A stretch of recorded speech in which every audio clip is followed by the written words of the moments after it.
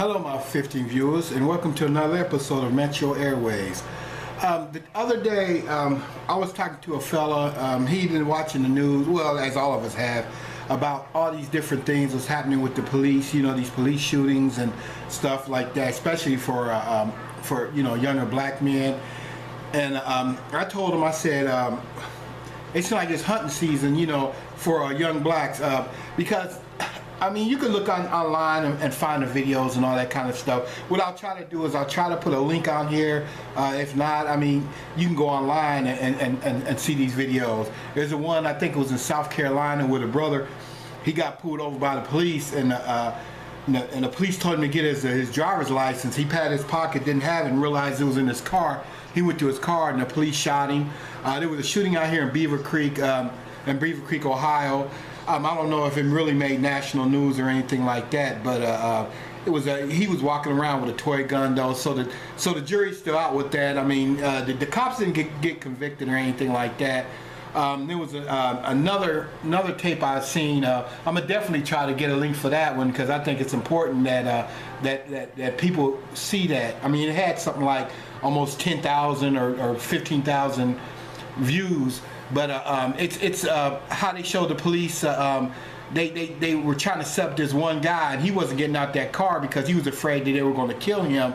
Another cop came around and hit his car while he was parked, and he had his hands up in the air like that.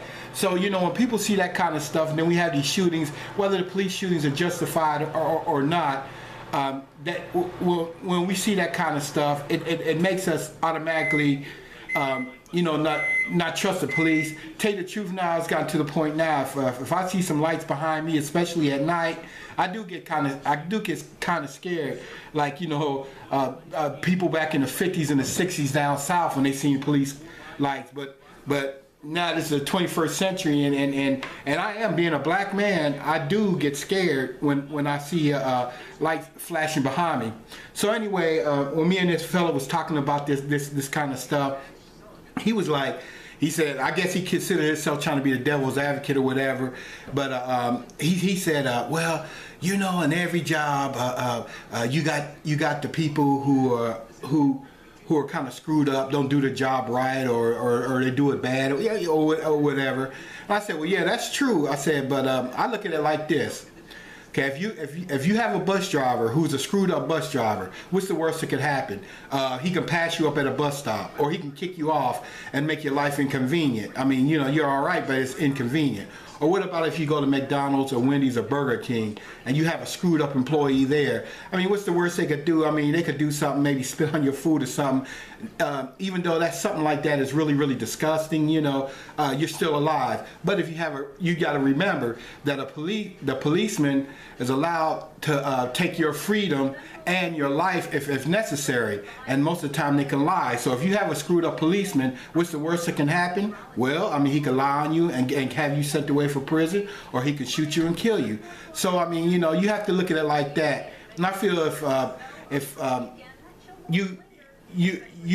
you're not really sensitive to people or whatever like that, you really don't need to be a policeman. I mean, you know, I know a lot of them get power trips and all this kind of stuff, but you really don't need to do a job like that. I mean, so that's my little rant about that. But he pretty much agreed with me what I said. He said, oh yeah, I agree with you, but you know, there's no but behind it.